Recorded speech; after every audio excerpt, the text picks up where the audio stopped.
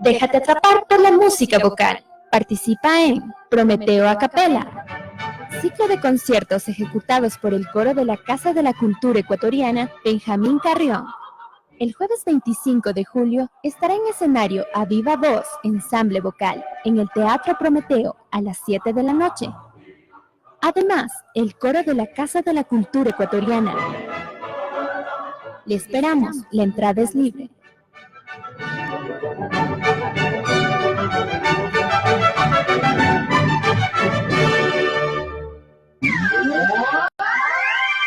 En Radio CCE terminan los promocionales y publicitarios. Programa de clasificación A. Apto para todo público.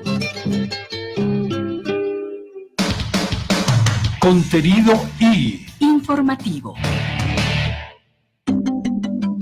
El siguiente programa es de exclusiva responsabilidad de sus productores.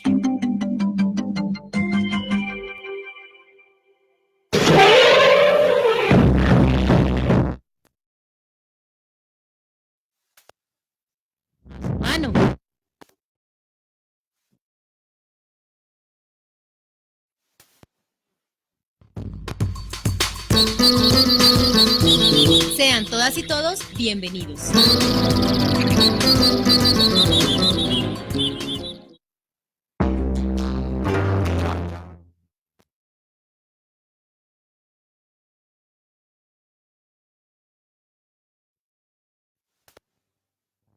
Bien, muy buenos días, queridos radioescuchas de la radio a Casa de la Cultura. Eloísa Carbonell les da la bienvenida a este su programa Aquí y Ahora. En esta oportunidad nosotros estamos comenzando a reflexionar sobre el tema de la seguridad social. Y pues para este efecto tenemos la suerte de contar con la presencia de dos catedráticos universitarios, la doctora Angélica Porras, abogada laborista y constitucionalista. Ella pues ha sido exfuncionaria de la OIT y también ex vocal de la Comisión de Apelaciones del IES. Bienvenida, Angélica. Muchas gracias. También tenemos acá a la presencia de Richard González, abogado también constitucionalista y docente universitario. Bien, bienvenidos y bienvenida a este programa, que a la final queremos un poquito hacer la reflexión sobre un tema re importante, el tema de la seguridad social. Varias han sido las reformas, ¿no?, que se han venido dando en torno a este tema en los últimos años, la verdad. Pero se dice que en materia de derechos no hay más regresividad. Sin embargo, de todos los últimos acontecimientos en la última década, lo que miramos es justamente lo contrario, ¿sí? Y además tenemos el conocimiento en el 2000, el último informe que se tiene en conocimientos del 2014, sí, sobre el tema del informe actuarial, ¿no es cierto? Sí. Y en pues prácticamente se plantea que en unos 40 años, más o menos, habrá un déficit de 23.000 millones. Solo, ¿sí? Solo en pensiones. Solo en pensiones, claro. De los 4 fondos que maneja la seguridad, claro, a la final es el que solamente ahí habrá déficit. ¿Qué diremos del seguro campesino? ¿Qué diremos del riesgo laboral y de salud, ¿no? Entonces, justamente como de estas situaciones, y como se pretende que estos programas, digamos, puedan ayudar a ser educativos, ¿no?, que podamos desde uno informar de manera permanente a la ciudadanía, también invitar a la participación, porque es un desconocimiento. Ha pasado siempre, ¿no?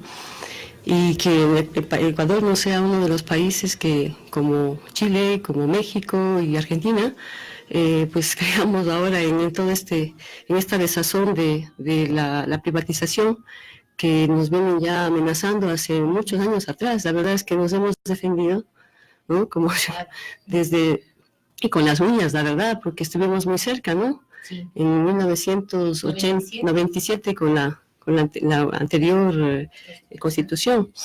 Y bueno, en este sentido, yo sí les quiero pedir, invitarles a que hagamos un sobrevuelo, ¿no? Un poquito de todo lo que implica el tema de la seguridad social, lo que abarca, ¿no? Y enfocarnos en estas reivindicaciones que hemos venido logrando y ahora también mirar todas estas amenazas que tenemos actualmente. Por favor. Bueno, Eloisa, Gracias. primero, muchísimas gracias por la invitación. Sí, efectivamente, tenemos que partir de la idea de que la seguridad social es un derecho, y es un derecho de todas las personas. Y por lo tanto y además es un derecho que se ha conseguido después de luchas, después de movilizaciones, es decir, no es ningún regalo.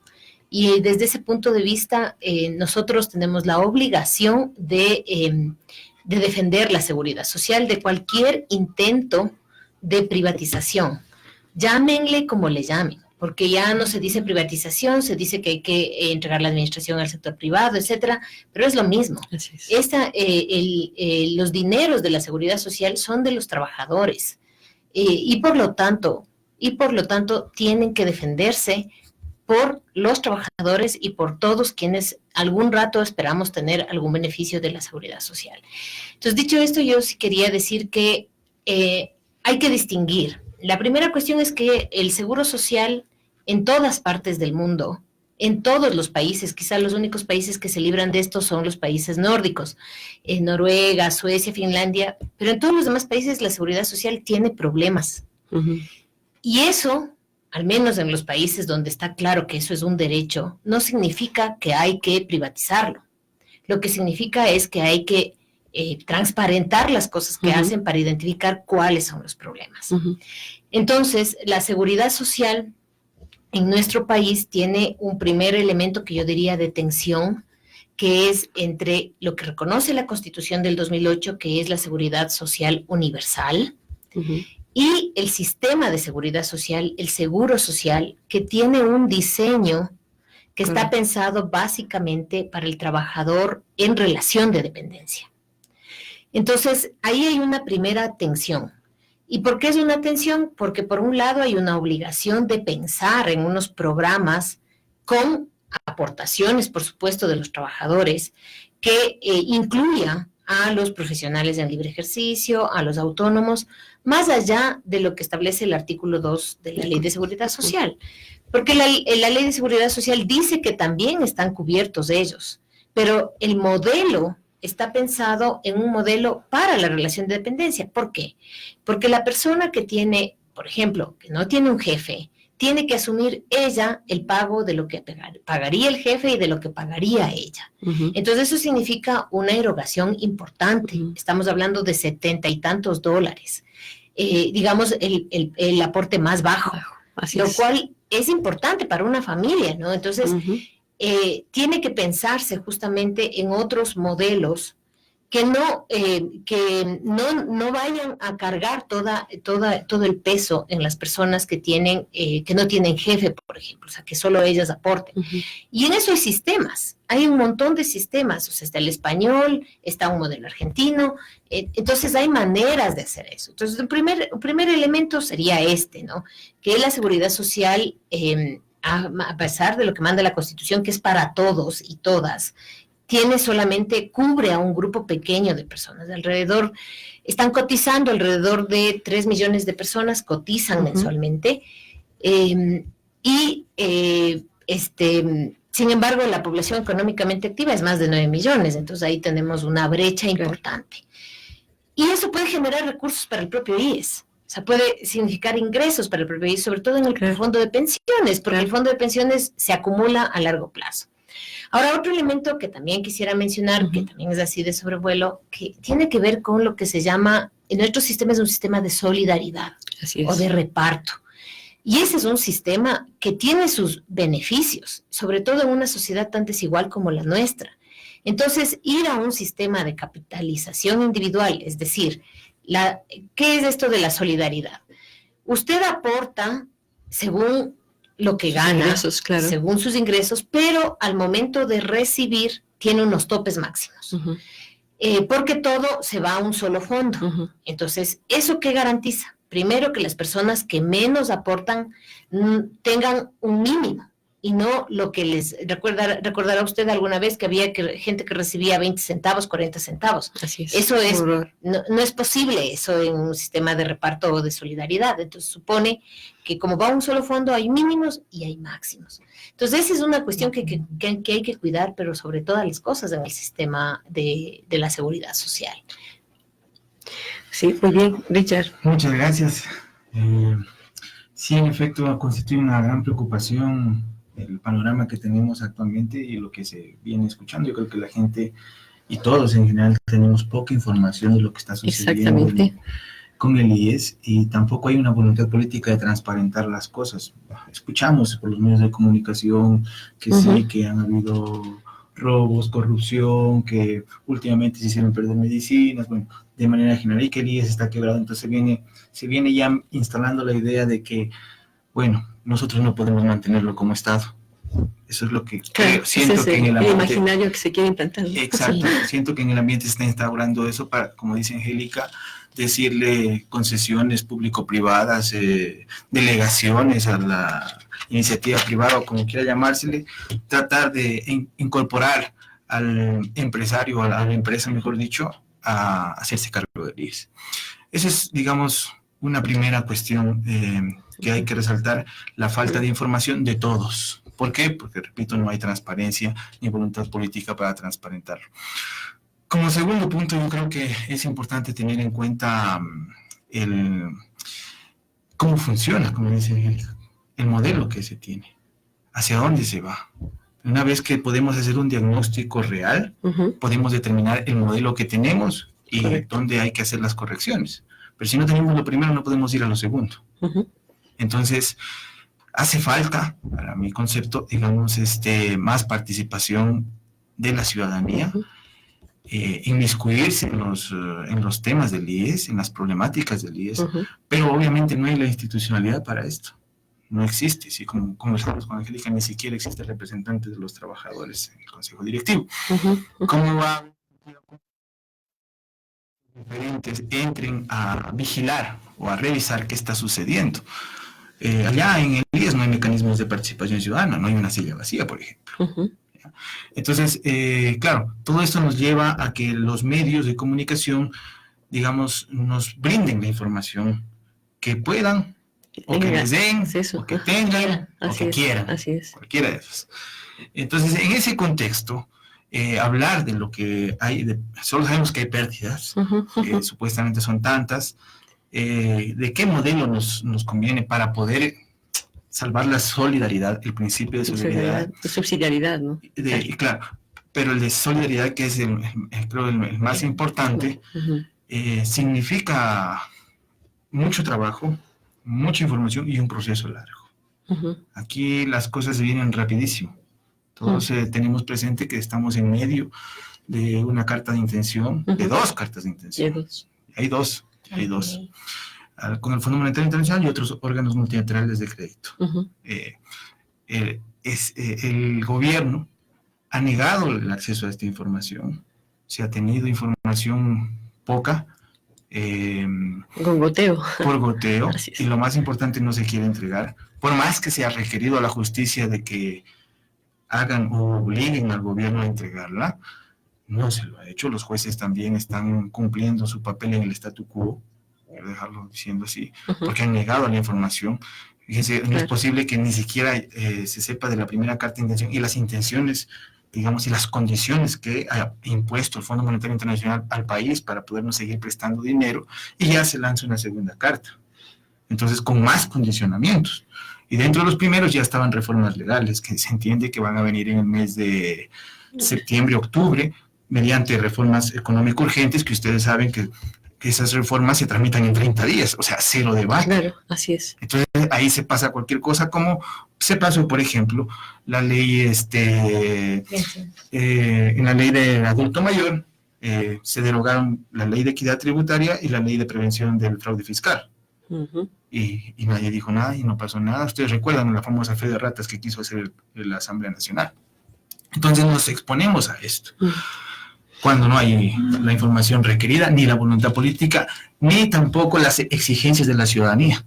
Porque la ciudadanía sí está preocupada, todos estamos preocupados, pero organizados para poder reclamar y requerir la transparencia no existe. Lo curioso, digamos, de todo esto es que este es una área, un tema que en primer lugar nos corresponde, bueno, en general, todo Estado debe ser garantista de derechos, o sea, eso, y además nuestra Constitución así lo manda, ¿no? No obstante, digo, en este tema específico, donde es un tema de nuestras aportaciones, es un dinero que viene de nuestro propio esfuerzo, que hemos confiado, estamos confiando, digamos, en unas arcas comunes, para que, pues, luego de nuestra... para cuando podamos ya tener un espacio para una vida más plena, digamos, después de haber cumplido con nuestra misión del trabajo, ¿no?, del aporte a la sociedad. Yo creo que esa es la parte compleja de entender, ¿no? Siendo nuestros derechos, cómo no tengamos este acceso a hacer una veeduría permanente de qué pasa con esos recursos, ¿no? De qué es lo que está pasando con esas inversiones. Claro. No, ¿cuáles son todas estas canastas en las que están poniendo? Y igualmente las posibilidades de hacer desinversiones también cuando no esté haciendo algo rentable, ¿no? Así es. Entonces, digamos, en todo este contexto, claro, como en todo, ¿no? O sea, si no hay desde la parte que debería ser, desde un Estado que debe ser, gozar de transparencia, gozar de muchos mecanismos que den a la ciudadanía toda una información clara, cuentas claras además, ¿no? Pero al no haber todo este mecanismo, es claro, como en todos los tiempos, es la ciudadanía, ¿no?, la que tiene que reclamar este derecho, ¿no?, exigir una cuestión muy alta de cumplimiento de estos derechos, y no jamás nos ha resultado de manera pacífica. O sea, el tema nos ha tocado realmente a codazos pelearlo, ¿no? Entonces, bajo esta perspectiva, ¿cuáles serían estos mecanismos, estas actividades que nosotros deberíamos pensar, ¿no?, ya como ciudadanos? Porque, a ver, vamos mirando que dentro del status quo no ha habido, desde esta parte de quienes están manejando el fondo de pensiones y todo el fondo social, esta buena voluntad de hacerlo, ¿no? Entonces, ¿cómo nosotros pudiéramos activar estos mecanismos, aunque dentro de la ley, ¿no?, de participación ciudadana, aunque debería estar claro, porque son en todas las instancias, ¿no? O sea, no debería ser restrictivo, de hecho no lo es, ¿no? Pero ¿cómo nos la tomamos también? Claro, no lo es, pero si te acercas te doy tu palazo. Desde luego.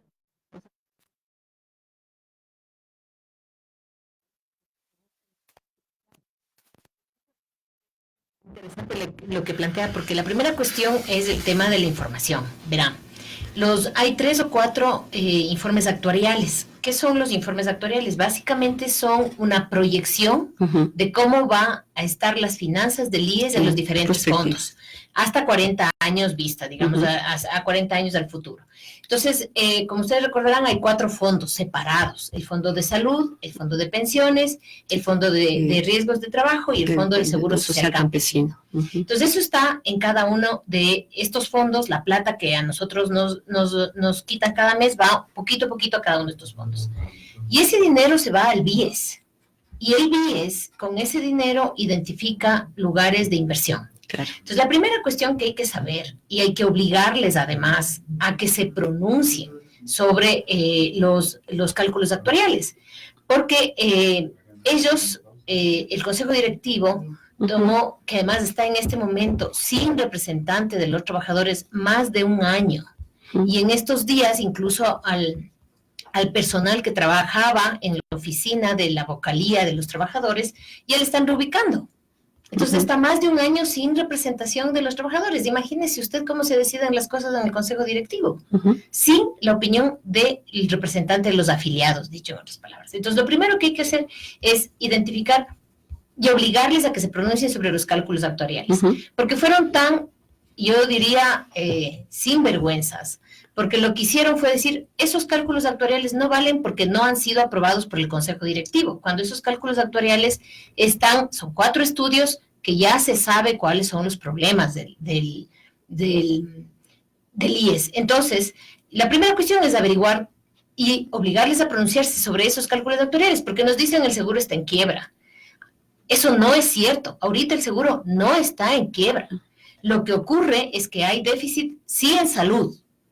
No hay déficit en pensiones. Lo que pasa es que el fondo de pensiones, calculado de aquí a 40 años, va a tener un déficit bien importante. Si no se toman medidas, si siguen las cosas tal como están, en primer lugar. En segundo lugar, había un déficit mucho mayor si es que se mantenía el retiro del 40%. Claro. Obviamente. Entonces, en este momento, decir que el IES está quebrado no es cierto. Lo que pasa es que en salud hemos tenido siempre problemas. Y en pensiones hay una disminución del fondo. Eso es cierto. Eso es cierto porque hay una serie de situaciones, sobre todo una decisión que tomó el Consejo Directivo anterior, cuando estaba Richard Espinosa al frente, que fue cambiar los porcentajes de aportación. Porque el porcentaje de aportación era 9,74 para las pensiones y 5,5 para salud, de lo que nos descontaban a nosotros. O sea, del 20.6, 5,5 iba a salud y 9.74 a pensiones.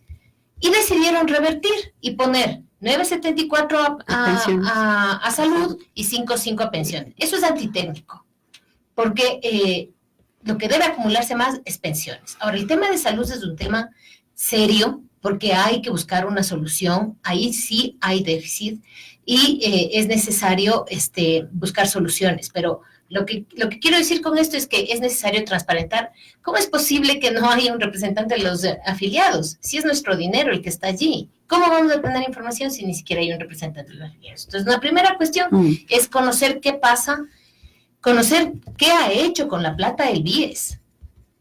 Porque sabemos que cierto dinero de eso se fueron a contratos, a inversiones en contratos petroleros, en fideicomisos, y de esos fideicomisos no existe un informe siquiera para saber cuánta plata se ha ido a cada uno de ellos, lo que hay es un montón de rumores.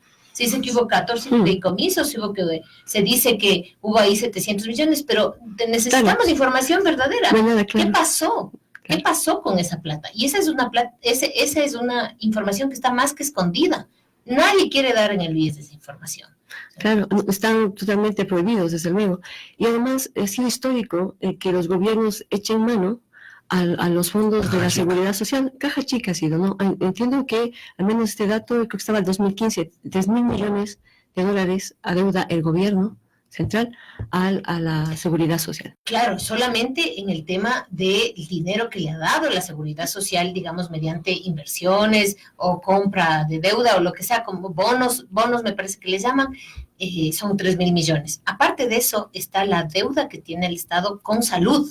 Claro. Porque no solo con el 40% que es para pensiones, sino también con salud, porque la ley de seguridad social establece que la salud de quienes se jubilan y la salud de las personas con enfermedades catastróficas debe ser entregada por el IES a costa del Estado, a costa del Estado. Y ese dinero nunca se llegó a concluir cuánto dinero es. Entonces, y eso originó una serie de problemas. ¿Por qué?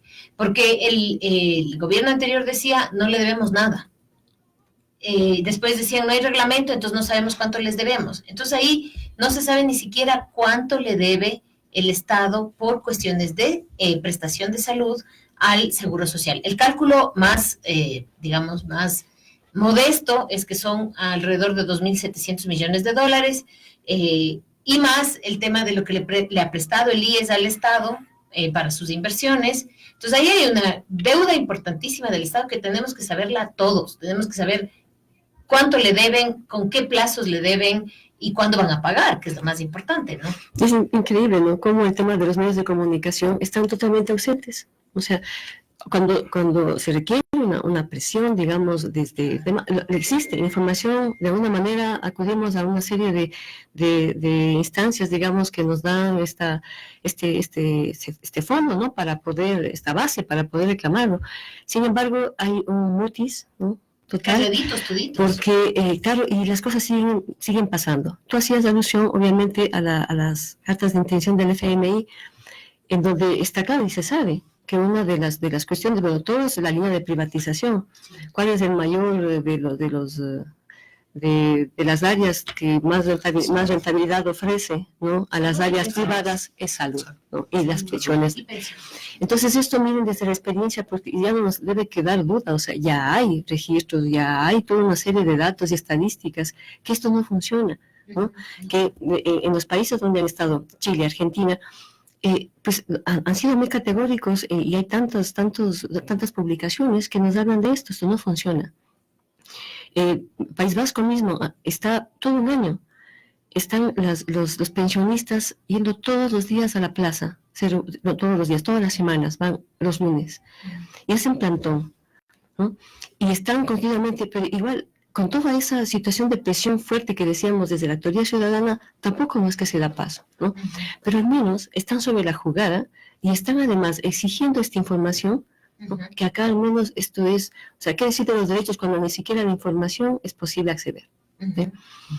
Entonces, yo no sé qué resquicios tenemos, ¿no es cierto? Tú eres constitucionalista también y estamos ahí en toda esta cuestión. ¿Qué mecanismos apretamos? Bueno, se supone que la Constitución es nuestra carta de navegación, donde encontramos los mecanismos institucionales para poder reclamar nuestros derechos, se supone. En este momento esa Constitución está un poco, digámoslo así, coartada o resquebrajada, le está entrando agua a este barco, ¿sí? Porque lamentablemente a quienes les corresponde navegarla, la institucionalidad está, digamos, mirando hacia otro lado. Está entrando el agua, pero ellos ven hacia otro lado. Entonces, puede que esta Constitución, como dice Angélica, hay un inventario de rumores, esos de ahí. Un inventario de rumores.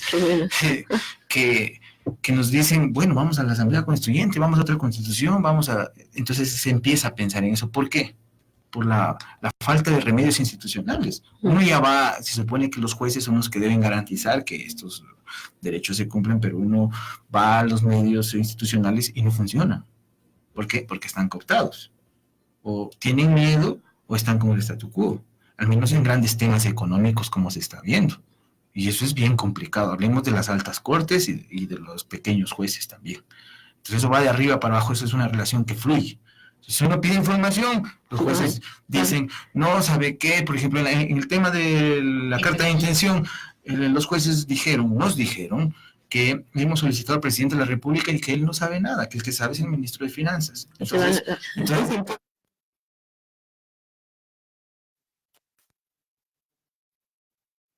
Entonces ya se comienzan a utilizar argumentos tirados de los cabellos y no hay solución. Entonces decíamos, si el secreto es la mejor forma para caminar con las intenciones que se tienen, usted no sabe, por ejemplo, los sueldos. Eso los sueldos de los funcionarios del BIES, por ejemplo. Rebasan a gente de lo que yo conocía hasta de $15,000, los gerentes. Claro, sí. ¿Eso es correcto? ¿Eso no es correcto? ¿Puede la ciudadanía discutirlo al menos? Y el otro tema que conversábamos con Angélica en algún momento, ¿por qué el BIES no se vuelve banca de primer piso?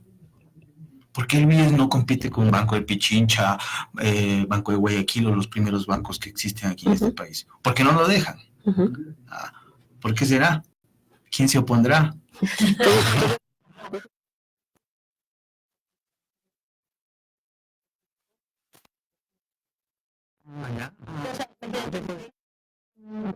Un hipotecario, todo eso lo haríamos en el BIES. Así es. Entonces el dinero que se llevan los bancos privados por intereses iría a nuestras propias cuentas de seguridad social. Claro, yo le pagaría intereses a nuestro fondo. Así es, pues desde luego esa es la única manera es parte de la solución de lo que estamos hablando. Por supuesto, es parte de la solución. Sí, ahora bueno, vamos a volver en el siguiente segmento, vamos a hacer ahora una pequeña pausa. Y desde este momento pues vamos a invitar a nuestros radioescuchas que participen, nos escriban a través de la página web, porque esto además con nuestros gentiles auspiciantes pues nos ayudan también y nos incentivan a que esta participación se dé. Regresamos en unos pocos minutos, vamos a hacer un pequeño pare con una canción que nos invita a la reflexión desde todas estas épocas históricas donde realmente teníamos unas buenas plataformas de lucha más consolidadas y aspiramos que lo volvamos a retomar. Nos vemos en algún momento.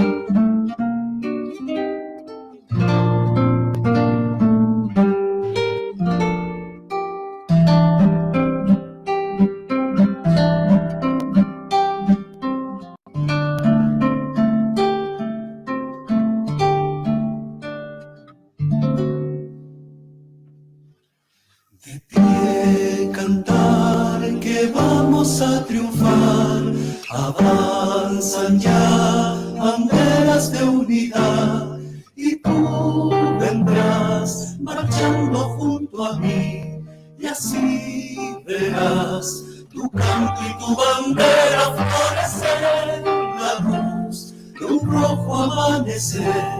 Anuncia ya la vida que vendrá.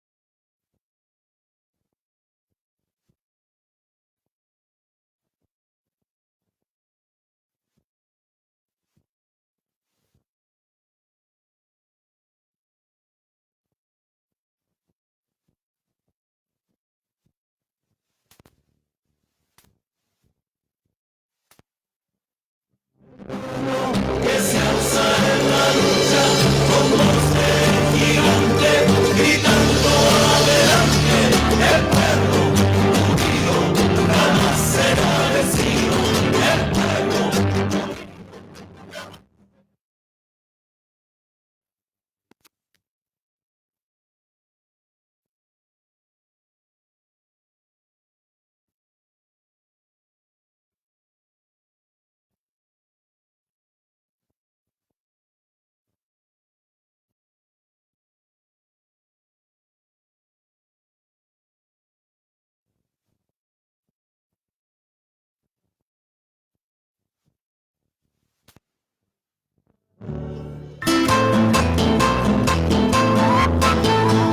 Está escuchando Radio Casa de la Cultura.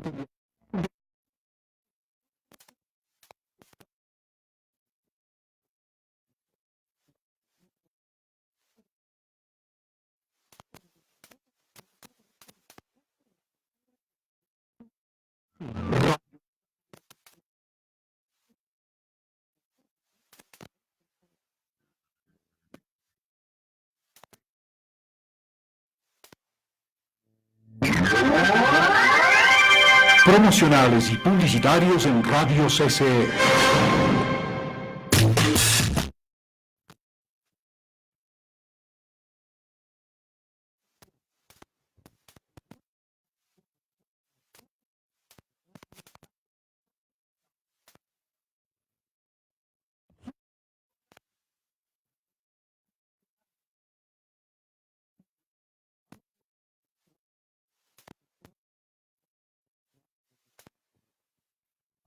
La exposición permanecerá abierta.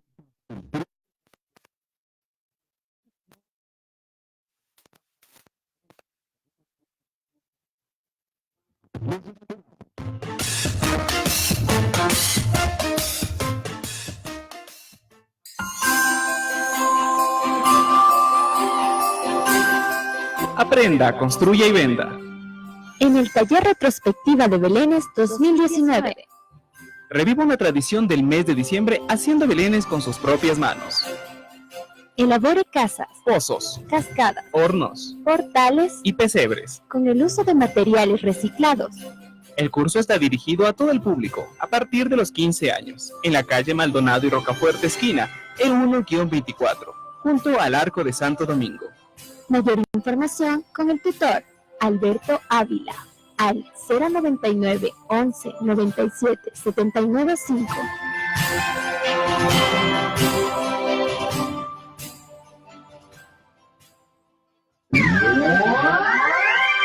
En Radio CCE terminan los promocionales y publicitarios.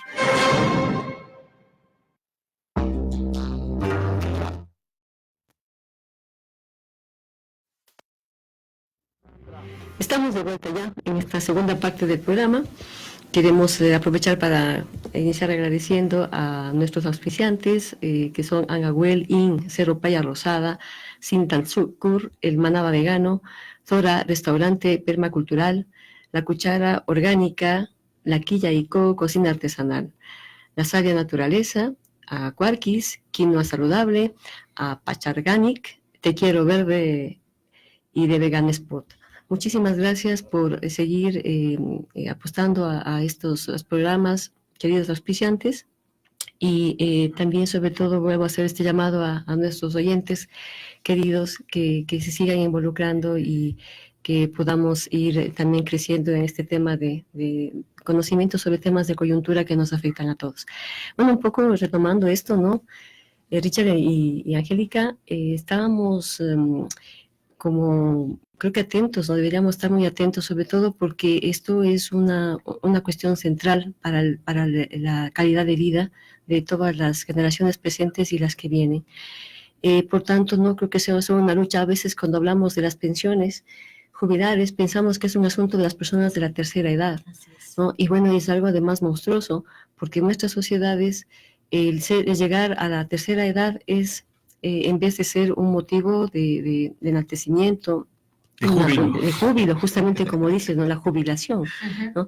Después de y estar todavía en una edad donde puedes realmente disfrutarlo, es justamente lo contrario. Es como la gente que se archiva y donde prácticamente estás inhibido de todo derecho, ¿no? Entonces, desde ahí creo que tenemos que empezar a transformar nuestras concepciones sobre lo que es el respeto a la tercera edad. Y luego saber que estas luchas, o sea, juventudes, por favor, escuchémonos, o sea, las luchas que se hacen ahora son sus derechos en el momento que ustedes lleguen a esta etapa de vida. Entonces, se entiende además que eso es un tema hablábamos de la solidaridad, es una solidaridad intergeneracional, ¿no? Y justamente el mayor efecto es de reversa, o sea, está pensado para las futuras generaciones, para ustedes jóvenes. Entonces creo que es un momento importante de empezar esta reflexión y una acción también desde la participación. ¿Cómo entonces, Susana y Richard, exigimos esta participación real? Bueno, yo quisiera retomar el tema de la necesidad de que los diferentes colectivos se pronuncien y construyamos una plataforma de lucha digamos, conjunta, ¿no? La primera cuestión es, yo sí planteo que deberíamos hacer una consulta popular, a ver qué dice la gente sobre el IES, qué es lo que, si es que queremos o no queremos que el IES deje de ser de los trabajadores y pase a ser privado, en cualquier nombre que le quieran dar, porque ahora con los eufemismos de que se concede, se hace una concesión, se hace una delegación, me parece que esa es la primera cuestión que hay que hacer. Hay que preguntarle a la gente si es que quiere que en el IES entre la iniciativa privada. Entonces, una primera cuestión. Una segunda cuestión, los diferentes colectivos. Y esto que usted ha dicho, Lois, es fundamental. El tema no es de los jubilados y no es de los adultos mayores, es de todos, porque en primer lugar, es nuestro dinero. Es nuestro dinero el que está yendo a los fondos de la seguridad social y tenemos derecho a saber lo que pasa con nuestro dinero. Si es que a veces son $5 que damos una cuota para algo, queremos saber para qué es. ¿Cómo no vamos a querer saber? Los 20 años de aporte que tenemos, los 30 años de aporte que tenemos, ¿a dónde están yendo y qué van a hacer? Entonces, esta no es una cuestión de solamente cuando yo llego a la edad de jubilación a los 60 años, no es solamente eso, pero también tiene que ver con el mundo del trabajo. Y esto es una cuestión para los jóvenes, para las mujeres, que tenemos más dificultades en el acceso y en la promoción en el trabajo. ¿Por qué? Cada vez más el trabajo es entrar y salir del mundo del trabajo, entrar y salir del mercado de trabajo. Entonces uno cambia cada vez de relación de trabajo, o sea, cambia de trabajo con más frecuencia que hace 20 o 30 años. Y conforme avanza la edad, esas posibilidades de volverse a insertar en el mundo del trabajo son menores. Y sobre todo para ciertos colectivos, para ciertos grupos, como por ejemplo las mujeres. Y los jóvenes cada vez tienen más dificultades de ingresar a un trabajo en su primer empleo. Entonces, ¿cómo vamos a asegurar?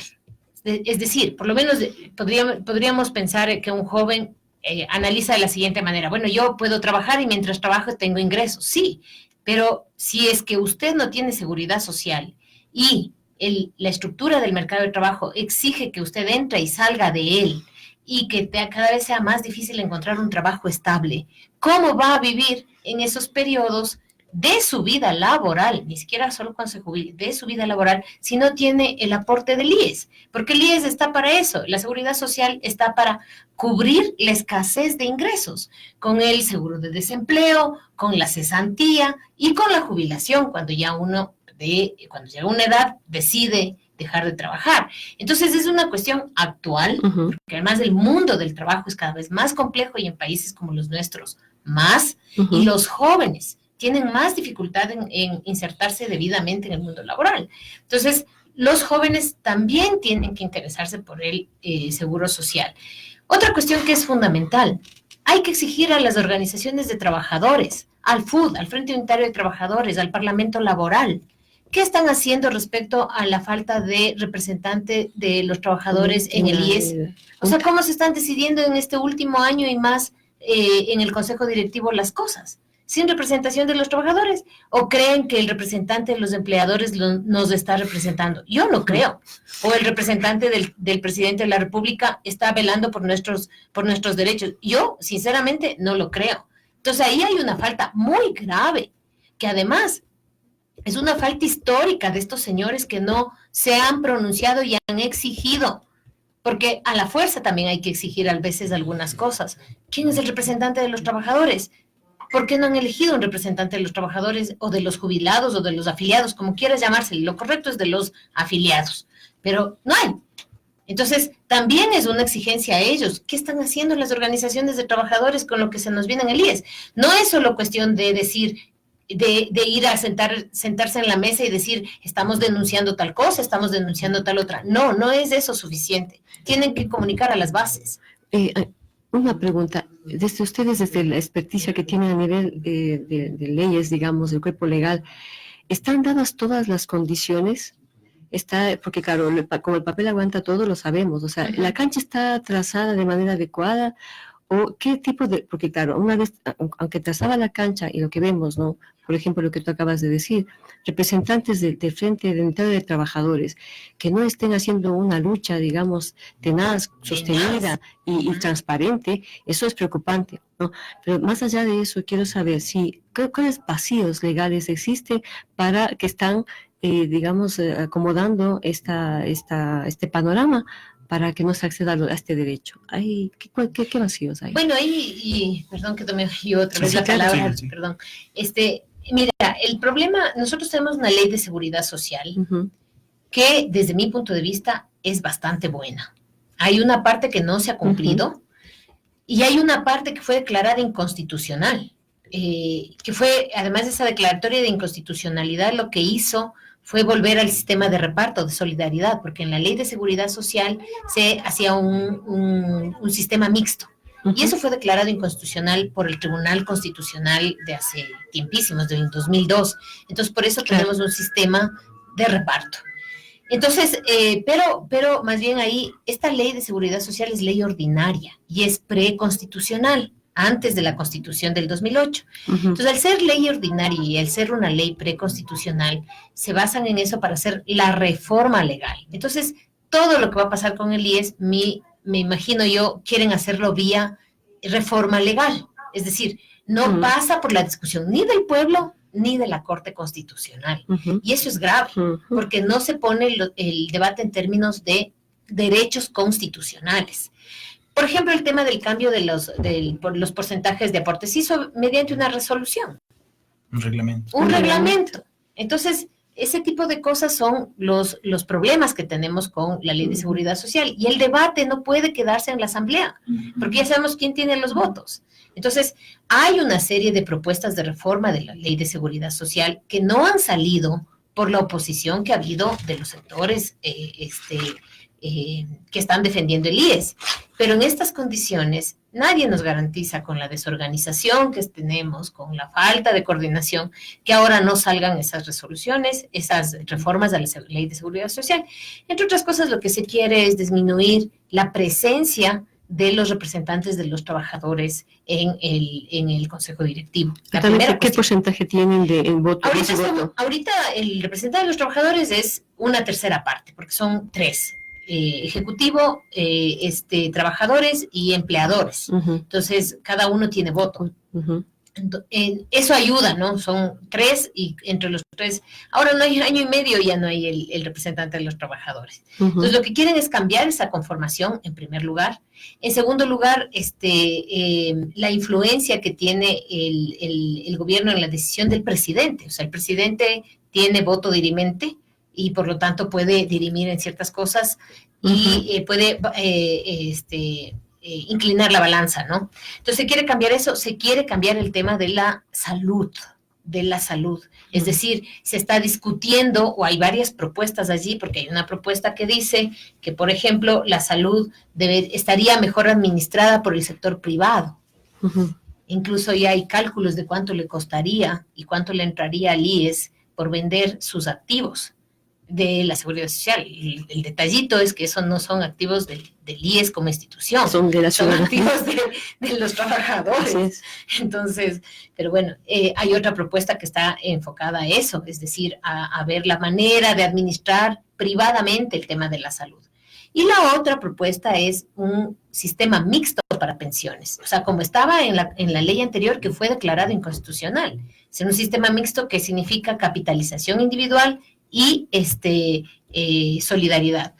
Yo creo que eso hay que discutir más profundamente, aunque a mí me parece que el sistema de solidaridad es el adecuado en un país como el nuestro. Entonces, ese tipo de cosas son sustanciales. Además, el tema del BIES. Los trabajadores, los que ponen la plata, o sea, los trabajadores deben tener total conocimiento de lo que pasa en el BIES. Y eso tiene que ser transparentado. Entonces, me parece a mí que es importantísimo que se conforme un frente, además de lo que se supone que tiene que hacer el FUD, el Parlamento Laboral, etcétera, las organizaciones gremiales, un frente ciudadano para defender el IES, un frente de la ciudadanía o varios frentes de la ciudadanía, porque, hay que ver, justamente preocupa que este no sea el tema fundamental de la lucha del FUD. Claro. O sea, debería ser el primerito. Debería ser el eje central. El primero, el que más polémica genera, el que más propuestas genera también. Claro, como alternativas. Claro, o sea, en este momento el que no haya representante de los trabajadores, claro que dice mucho. Dice mucho, y además es obviamente hay una omisión de cumplimiento de la ley. Además. Efectivamente. Ahora, que haya una voz apagada ahí, significa que no hay a quien reclamarle, no hay a quien pedirle información, no hay quien salga a contarnos qué están queriendo decidir. Eso es lo que implica no tener un representante ahí, al menos en estos momentos, en el sistema en el que tenemos o nos encontramos. Y como segunda parte, como dice Angélica, digamos, tampoco podemos saber qué pasa en el BIES. El BIES, yo creo que debe regresarse a ver al BIES, y repito, creo que hay que poner el BIES como banca de primer piso. Tiene que estar al nivel y poder hacer todo lo que puede hacer Banco del Pichincha, Banco de Guayaquil, Banco del Pacífico, todos los grandes bancos de este país. Yo creo que eso debe plantearse, debe ejecutarse. Hace tiempo se mencionó en determinado instante, pero se olvidó, se apagó el gobierno anterior. Angélica ya nos decía, ¿no? El tema de la formación, bueno, de querer hacerlo, digamos, la consulta popular, ¿no? Claro, deberían en efecto, ¿no?, pasar por este filtro, y eso creo que debería ser una de las exigencias que en los plantones que tenemos que hacer los ciudadanos. Sí. Debe ser parte de este pliego de peticiones, digamos, y de exigencias que debemos hacerlo. Ahora, claro, dentro de la situación estructural, porque claro, esto de no participar se nos viene bonito, porque nosotros no venimos formándonos como ciudadanos para participar de manera plena de la vida ciudadana, ¿no?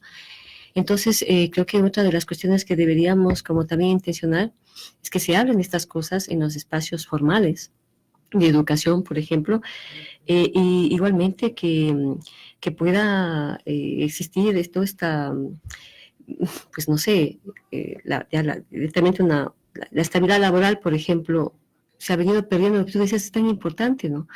De hacerlo de salarios de miedo. Ya nosotros vivimos salarios de miedo permanentemente, ¿no? Entonces yo sí creo que tenemos que retomar los ciudadanos desde una manera más consciente cuáles son realmente nuestros derechos y lo que nos va a llevar en el mediano y largo plazo a tener este ejercicio de derechos, ¿no? Y pues yo no sé, ya vamos a lastimosamente, bueno, el tiempo es corto, pero seguro ustedes serán, bueno, vamos a estarnos constantemente invitándonos a seguir dialogando, reflexionando. No se va a agotar aquí la discusión. Sí, digamos, pero sin embargo, como manera de cierre, me gustaría dejarles a ustedes algunas que me digan, inviten a la ciudadanía desde su propia experiencia de vida, qué hacer o por dónde manejarnos, desde dónde hacer estas respectivas puntualizaciones y caminar, ¿no?, para lograr algún cambio. Por favor. Bueno, yo Angélica. quisiera decir en primer lugar que en nuestro país la crisis siempre la pagan los pobres, y que eso es algo que nos afecta a todos y a todas. En ese sentido, si es que nosotros mismos y nosotras mismas no nos hacemos cargo de nuestros derechos y de nuestro futuro, no va a haber ni legisladores, ni representantes, ni presidentes de las repúblicas que se preocupe por eso. Perfecto. Y esto es una cuestión nuestra de todos los días. Entonces, yo sí llamo a la gente a que se interese por el tema de la seguridad social, y además a que participe en la defensa de la seguridad social. Porque esto es una cuestión de meses y es necesario que todos nos preocupemos por eso. Gracias, Angélica. Richard. En efecto, yo sé que todos los ecuatorianos no es que podamos o tengamos la misma posibilidad de interesarnos, digamos así, e incluso de proponer acciones, porque se ven reflejados nada más que si uno está trabajando, pierde el empleo.